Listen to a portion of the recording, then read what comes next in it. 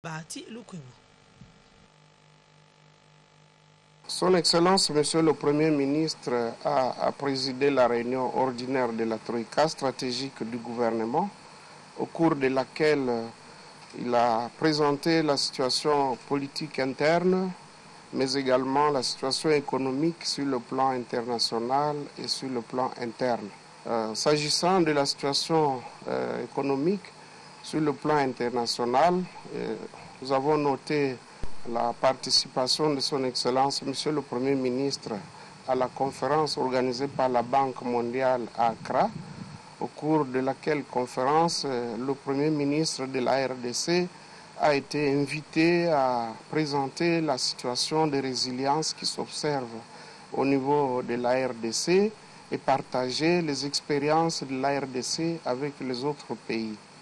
Là également, il a été noté que le ministre des Finances a pris part aux assemblées annuelles du Fonds monétaire international à Lima au Pérou. Les performances de la RDC ont été saluées, mais il a été noté que la RDC continue toujours à être pratiquement au cœur du peloton des pays pauvres et que donc des recommandations ont été formulées pour qu'on puisse diversifier l'économie. Et il a été noté lors de la réunion de la Troïka stratégique que c'est justement là l'action qu'est en train de mener le gouvernement de la République en mettant l'accent sur la diversification pour ne pas dépendre d'un ou de deux secteurs. Et il s'agit ici donc d'aller vers les autres secteurs, notamment l'agriculture, les assurances et surtout la pêche avec la création de la société mixte de pêche industrielle. Un outil de plaidoyer pour promouvoir une approche de gestion forestière et foncière fondée sur les droits vient d'être élaboré par le cadre de concertation de la société civile pour la réforme en République démocratique du Congo. C'était au cours d'un atelier national de validation de l'étude de référence sur la tenue en RDC. Reportage Abdoul Secours Belmondo et Irène Moussouné. C'est pour éviter des grands conflits dans le processus RAID en République démocratique du Congo que la structure internationale, l'Initiative pour les droits et ressources, a financé l'étude des références sur la ténure. Objectif, élaborer un outil de plaidoyer pour promouvoir une approche de gestion forestière et foncière fondée sur les droits. La multiplication des conflits fonciers atteste la défaillance des mécanismes traditionnels qui assuraient la cohésion sociale et la sécurité de la tenure foncière. Et actuellement, une chose qui s'impose à l'observation, c'est que ces conflits attestent que la régulation étatique, autant que coutumière, est restée faible. Pour la directrice du programme Afrique de l'Initiative pour les droits et ressources, Solange Badianki Badji, cette étude permettra de contribuer aux divers processus en cours en RDC. Ce serait bien d'avoir une étude de référence qui fait l'état de lieu de toutes les questions foncières en RDC et qui touche les différents secteurs, notamment le secteur forestier, foncier, l'aménagement du territoire, les questions des peuples autochtones, des femmes, et de voir maintenant comment informer le législateur pour lui dire voilà les réalités de terrain, voilà les thématiques, voilà les défis majeurs qui se posent en RDC sur les questions foncières. De son côté, Joseph Bobia, membre du secrétariat du cadre des concertations de la société civile pour la réforme foncière en RDC, a indiqué que toute réforme de la tenure pour un accès facile à la terre et aux ressources naturelles pour les communautés locales doit être abordée sous l'angle d'une politique et d'un processus de réforme foncière et non sous l'angle de la législation forestière. Dans toutes ces réformes-là, comment les législateurs, comment les décideurs doivent prendre en compte les droits des communautés locales et peuples autochtones? Et cette étude de référence, nous disons, c'est un ensemble d'informations qui doivent renseigner ces décideurs, toutes ces parties prenantes qui contribuent pour que les réformes évolue chez nous. Cette étude a été menée en 2014 dans 7 provinces, à savoir le Katanga, le Bandundu, l'Équateur, la province orientale avant leur démembrement, le Congo central, le Nord et le Sud Kivu. Ouverture lundi à Kinshasa des travaux d'harmonisation des protocoles thérapeutiques au sein de la direction des douanes et Axis. Ces travaux de 5 jours visent l'amélioration de la prise en charge des cadres et agents de la DGDA. Anifa Kassimouane et Léontine Kazamouali dans un commentaire de Clarisse et Coco. Cet atelier a pour objectif de réfléchir sur les protocoles thérapeutiques à suivre dans les différents centres médicaux de la DGDA. Pendant 5 jours, les professionnels de santé vont examiner des stratégies pour l'harmonisation du protocole thérapeutique en vue de l'amélioration de la prise en charge des cadres et agents de cette entreprise. Ces assises font suite à l'état des lieux qui a été réalisé au 2e trimestre de cette année par une équipe qui est passée dans tous les centres médicaux pour un partage d'expérience de ce que vous faites au quotidien. Un accent particulier a été également mis sur l'accueil dans le processus de la prise en charge des patients. À part les similitudes, quelques divergences ont été relevées, aussi bien dans les prescriptions que dans la prise en charge. Certaines pratiques anciennes continuent aussi à être de mise par manque d'informations. Le directeur général adjoint de la DGDA a invité les participants à passer en revue la question de soins médicaux au sein de cette entreprise. J'invite donc chacun de vous à participer activement aux travaux et estime pour ma part qu'à l'issue de ces travaux, un guide thérapeutique modèle DGDA sera élaboré et tiendra compte de la politique du pays à la matière pour une meilleure prise en charge et qu'un comité thérapeutique national de la DGDA sera constitué pour assurer le suivi et l'évaluation semestrielle de vos recommandations et orientations. La directrice du centre médical de la DGDA a quant à elle exhorté les participants de travailler d'arrache-pied pour la concrétisation de ces projets. Signalons que pour cette première journée, les participants ont planché sur la gestion des médicaments dans les différents centres médicaux. C'en est fini avec l'interdiction de la projection de la diffusion en RDC du film L'homme qui répare les femmes, la colère d'Hippocrate du docteur Denis Mukwege.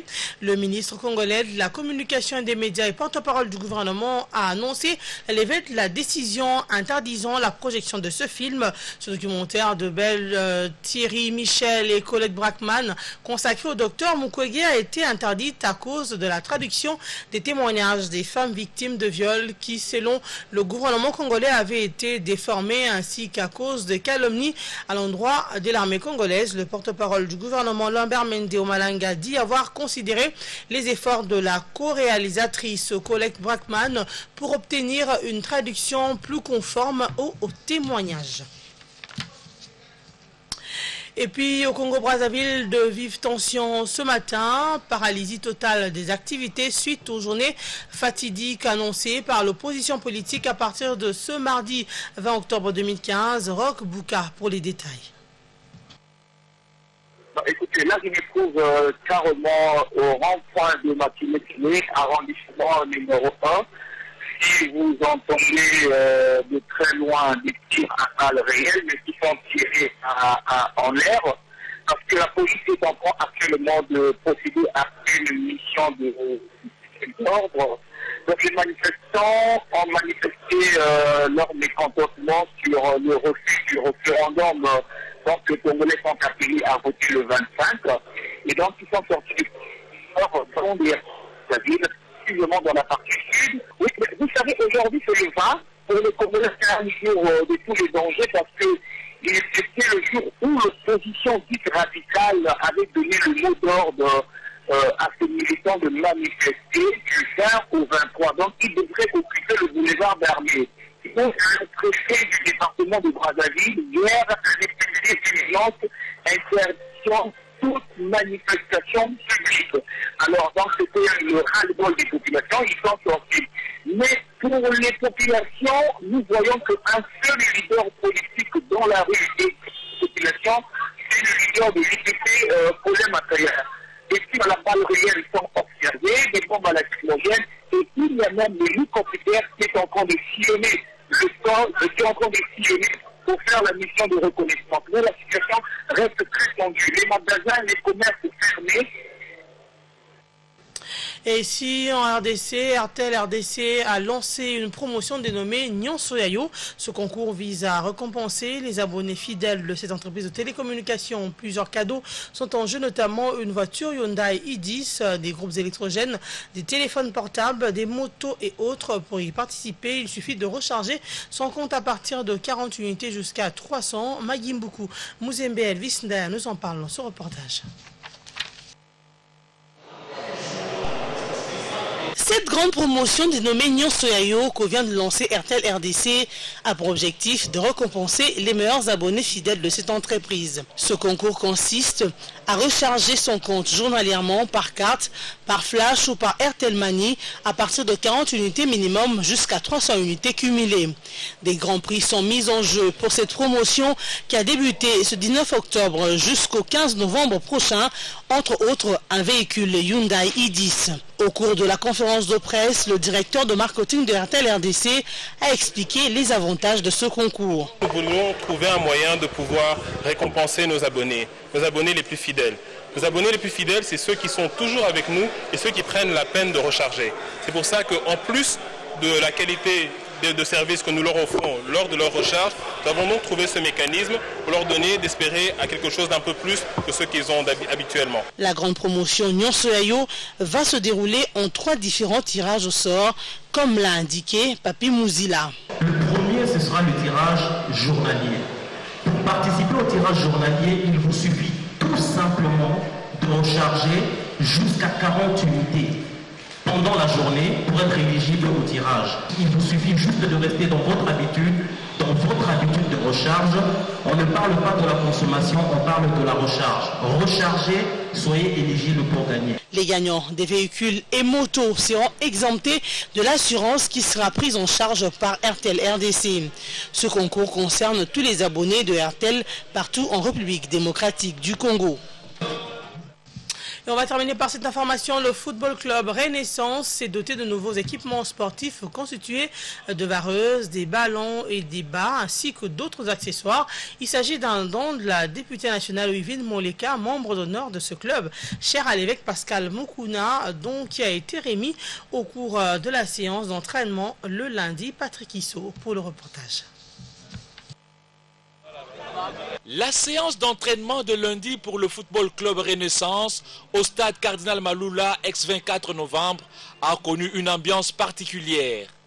Les joueurs et le public de cette formation sportive, chère à l'évêque Pascal Mukuna, ont reçu une visite inhabituelle, celle de la députée nationale Wivine Moleka, membre d'honneur de cette équipe. Dans sa gibecière, l'élu PPRD de Kinshasa a apporté un lot de vareuses, de ballons, de bas et autres accessoires sportifs pour permettre à l'équipe la plus populaire de Kinshasa de compétir dans de bonnes conditions. Ce geste est la réponse à la promesse faite en son temps et est placé sous le signe de l'encadrement de la jeunesse prôné par le chef de l'État. Tout ce que Renaissance influence comme jeunesse, donc il faut les encadrer par des conseils de non-violence, pas d'injures, pas de bagarres et surtout j'ai insisté, pas se faire manipuler par nous autres politiciens qui aimons bien souvent utiliser la jeunesse pour nos fins, pour nos intérêts et nos fins propres. Donc j'ai insisté sur ce fait-là. Ici, c'est le sport, c'est l'épanouissement de la jeunesse, c'est la paix, c'est le calme et non la manipulation politicienne. Un geste salué par l'évêque Pascal Mukuna, président de FC Renaissance, au nom de son club. 40 ballons, c'est beaucoup de varaises, j'allais dépenser beaucoup. Mais la bonne foi de maman, je pense que c'est une charge de moins. Donc c'est encouragé. Je remercie beaucoup Maman Wivine de ces gestes. La députée nationale a promis de faire d'autres gestes similaires dans les tout prochains jours en faveur des Oranges. C'en est fini avec ce journal midi sur la RTG Haute. Voici donc les principaux titres développés. Examen de la loi sur la reddition de comptes exercice 2014 à l'Assemblée nationale. Un projet de loi déposé hors délai et qui présente des irrégularités sur le fond et la forme selon les députés. Un dépassement de plus de 34% a été noté dans son exécution. La République démocratique du Congo dispose désormais d'un outil de plaidoyer pour promouvoir une approche de gestion forestière et foncière fondée sur les droits. Ce document a été élaboré par le cadre de concertation de la société civile pour la réforme en République démocratique du Congo. Et enfin, ouverture des travaux d'harmonisation des protocoles thérapeutiques au sein de la Direction générale de douane et accises. Ces travaux de 5 jours visent donc l'amélioration de la prise en charge des cadres et agents de la DGDA. Merci de nous avoir suivis. On se retrouve tout à l'heure à 14h.